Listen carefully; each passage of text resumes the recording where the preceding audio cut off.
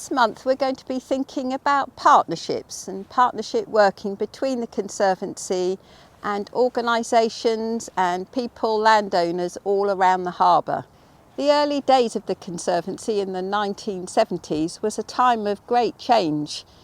The two former harbour authorities had to be merged into one. A new staff structure had to be set up and two new committees, the Conservancy and also the advisory from the local councils and also the harbour user groups. The initial work focused on establishing the new harbour authority, but Captain Ian Mackay also worked hard to raise the importance of looking after the wider natural environment for nature conservation and the AONB, the natural beauty of the harbour landscape. When I first started with the Conservancy, working in the environment, it soon became very clear that the Conservancy really didn't own anything. All of the land of importance, of interest, was owned by others. And so I set it as a task to myself, first of all, to get to know all the landowners, to find out what it was they needed, what we could give them, and how they could help us achieve what we wanted to achieve. So building those partnerships was really critically important in the early days. All the local farmers became, without exception, hugely helpful to us. We were able to help them with advice and support because farming in protected landscapes isn't the easiest thing to do, and there are a lot of constraints. And they in their turn were more than willing to help us restore hedgerows, to plant trees in areas of their farmland which weren't under agricultural production. It was a very, very beneficial partnership, and I think over the years has helped the landscape of the harbour enormously. One of the problems a lot of people kept on talking about was the amount of litter around the harbour. Not all generated locally, a lot of it being sucked in from the Solent and the wider sea. So we formed a partnership with Ford Prison, and once a month I would go in the Land Rover and collect a dozen Ford prisoners who were on day release to come and walk around the harbour and collect litter. And we did this for really quite a good few years, which I think was good for them, and certainly it was very good for the harbour. When the Conservancy was first formed, it didn't have specialist staff to start with, but it did have close links with the local authority. And come 1974, local authority started employing specialists, archaeologists, landscape architects and ecologists. And because of the close links with the harbour, they provided that service to the Harbour Conservancy.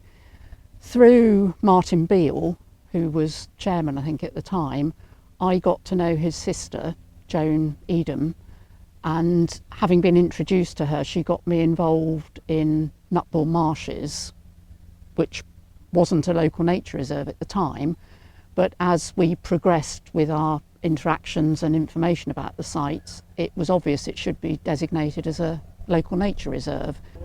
So Nutbourne Marshes Nature Reserve came about, and linked to that was the need for various practical projects.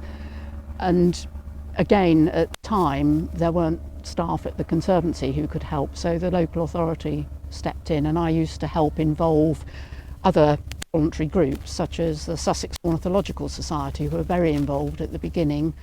The wildfowlers were involved, and also the Chichester Conservation Volunteers eventually. So these groups used to get together and work with myself and Joan on doing various projects in the reserve. And I've got a photo here that is from a work party dating back to the early years of the Conservancy, and you're in the photo. Could you tell us a bit more about this project, please? This particular project was about providing the right habitat for the little terns, because in the 1980s it was recognised that they were declining in population, largely because their habitat was under threat.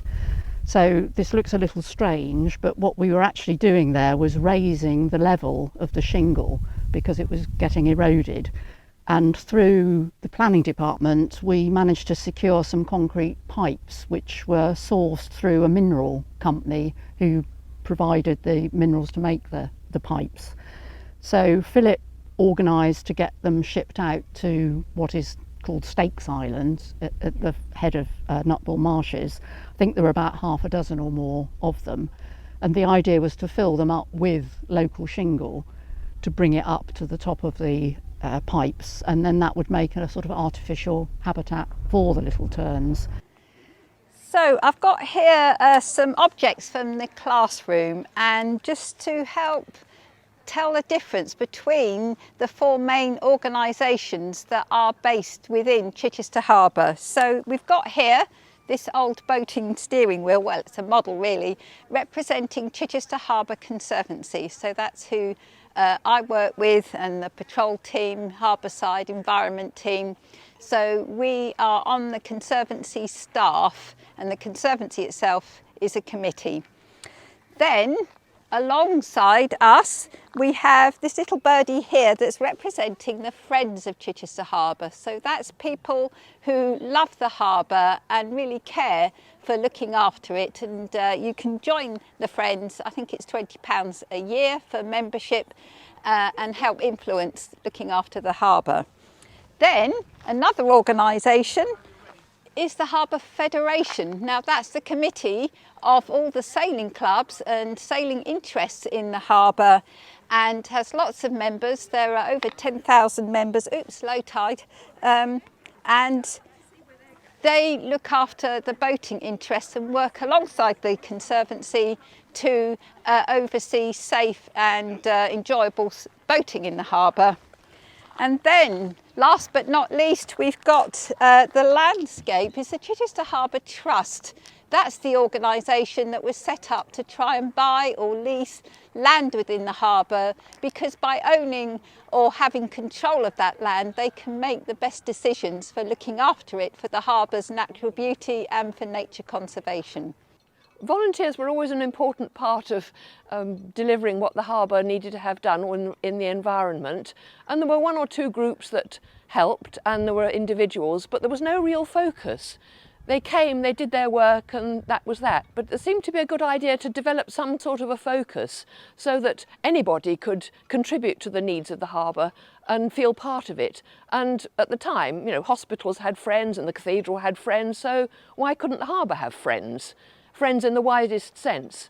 So we set up an idea to have a friends group, and had an open meeting and invited the existing volunteers and other interested groups and people who knew the harbour and people who were involved in the management of the harbour, who'd already agreed in principle that it was a good idea. And quite about 50 people, I think, probably more, anyway, came to this meeting and yes, agreed that the Friends of the Harbour should be set up. Originally it was just for as practical work, you know, tree planting and all the things that were going on anyway, litter clearance, but more of it and focused. But also very soon afterwards we were able to develop things like Harbour Watch and individual contributions so that people could do their own thing for the harbour in their own time as they wished, but still feel part of a group. And I think we put on the occasional talk and event, and there was the annual meeting where we all got together. Not too much of that, mostly. People just wanted to help and, you know, do things for the harbour. After a number of years of doing conservation and environment work, the then chairman thought it would be a good idea to expand the opportunity for membership amongst all users of the harbour, particularly boat owners. So there was a year when, for the first time, boat owners were canvassed with their annual request for payment for harbour dues, and there was an opportunity to join, and that was very successful. And the increase in the amount of members and hence membership money made the Friends a very different organisation. They were able to give money to projects rather than just doing the work themselves. With me today is John Nelson, who is chairman of the Chichester Harbour Trust. Chichester Harbour Trust was founded actually in 2002, so it's almost 20 years old. And the reason it was founded was because the Chichester Harbour Conservancy, which is, as you know, you are the statutory body who look after the harbour in terms of its management. You have environmental responsibilities, planning responsibilities and so on. But it is a government-financed body at the end of the day, largely. And it was felt by the harbour stakeholders that there was a gap in preserving the harbour for the public and the environment, because there wasn't really sufficient money, finance, particularly to acquire sites around the harbour. So over the last 20 years, the Chichester Harbour Trust was formed as a regulated charity. It's regulated by the Charity Commission. We basically acquire sites around the harbour. So at the moment, as we speak, we have 13 sites around the harbour, all environmentally sensitive in different ways. With me here is Nicky Horter, who works for the Chichester Harbour Trust. But Nicky, we worked together at the Conservancy, haven't we, for many years? We did. I joined the Conservancy in 2004 as Assistant Conservation Officer when we had the 3-year Heritage Lottery funded project. And then after that my role became permanent, and the rest is history. And then in 2017 I moved across to join the Chichester Harbour Trust, and since then I've been responsible for running the charity on a day-to-day basis, and really looking after the 13 sites that we manage, but also proactively looking for new sites that we will hopefully be able to acquire in the future. But I think really the Conservancy and the Trust together do form the perfect partnership, and we work really, really closely, and the Conservancy's rangers, Keith and Tristan, are such a fantastic help in looking after some of the sites that the Trust owns, together with the volunteers from the Friends of Chichester Harbour, who look after Fishbourne Meadows, who look after Maybush Copse, created the outdoor classroom at the Dell in Chidham. So working together, we're able to provide a fantastic asset, I think, for the whole of the harbour community to enjoy. Simon, we're here at Dell Quay to talk about the Chichester Harbour Federation. Why was it formed? Well, the Chichester Harbour Federation came about and was formed when the Chichester Harbour Conservancy came into fruition with the Chichester Harbour Conservancy Act of 1971. So we have sailing clubs and rowing clubs, we have marinas, berth holder associations, we have boatyards, sailmakers, and we have training centres. The Chichester Harbour Federation is also involved in the day-to-day activities of the Conservancy.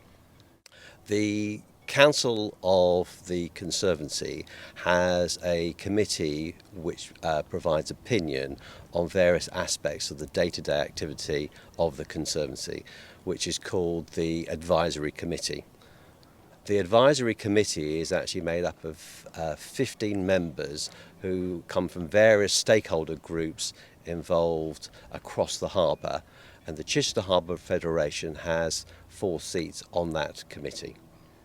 So this is the Chichester Harbour Conservancy Management Plan, and listed under all our policies, there's a total of 61 local and 26 national partnerships. So partnerships are a big part of what the Conservancy is all about. Richard, can you tell us a little bit more about how that works, and can you give us a couple of examples of partnerships? Partnership working is absolutely essential for the success of an organisation like Chichester Harbour Conservancy, working in such a complex area. In fact, it's at the core of our very DNA, with 17-member stakeholder group advising the Conservancy. With such a huge area to manage, with limited resources and not owning much land, you really need to build those partnerships to be able to deliver all the very important things you need to do in terms of footpaths or habitat creation or new woodlands or hedgerows. One which has been very important over recent years is the East Head Coastal Issue Advisory Group. It was a very intractable issue at East Head, with eroding spit, high level of concern by local people, and really important for the harbour. And it was only once this group was formed, that people managed to come together, took the time to understand the science and build trust and confidence with one another, that really good decisions were able to be made in agreement, and the whole group brought along with it. So that's a really good example of how a difficult situation was made into some really sensible long-term decisions were being produced through the efforts of a particular partnership.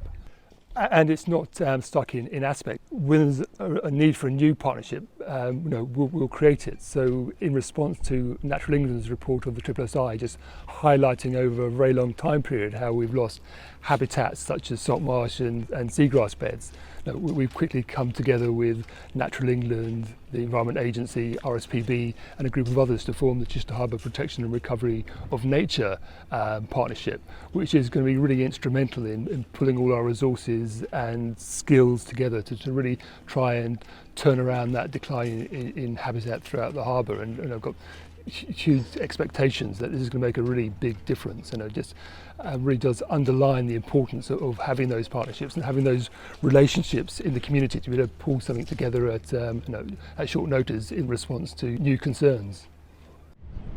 So I'm here at the hinge to East Head. That's the name for where the sand dune system joins the mainland, which is the West Wittering Beach car park. This is the significant project that the partnership called the East Head Coastal Issues and Advisory Group, this is the project that they're currently working on, and it's to try and smooth off the curve of the shoreline from the open coast into the harbour. I'm here with Lucy, who works for the National Trust, and Lucy is one of the wardens for East Head, the sand dune system here, which is in the care of the National Trust.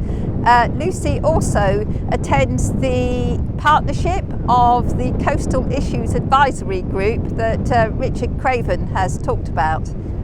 East Head is a really special place in Chichester Harbour, and also along the whole of the south coast. It is, a sort of unprotected by any man-made structures and kind of left to its own devices to move in the harbour as it will. And because it is in the southeast of England, it gets a lot of pressure from footfall and tourists and things like that. So we have to try and manage that pressure. One of the things that we do is we put up these rope fences to try and protect the most heavily used parts of the sand dunes.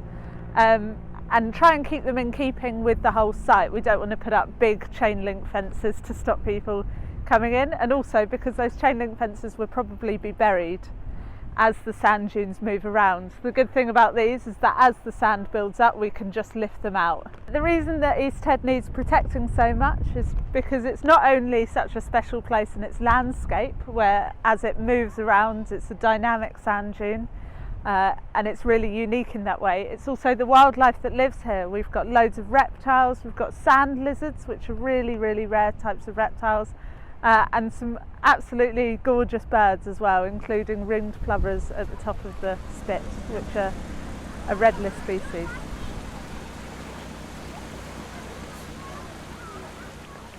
Next month it's the school summer holidays, so we're going to go out and about around the harbour, finding out what's involved in the day-to-day life of running Chichester Harbour as a port authority, and meeting members of the Conservancy team who are out on patrol or on duty at Emsworth and at Bosham, and the harbour technicians as well.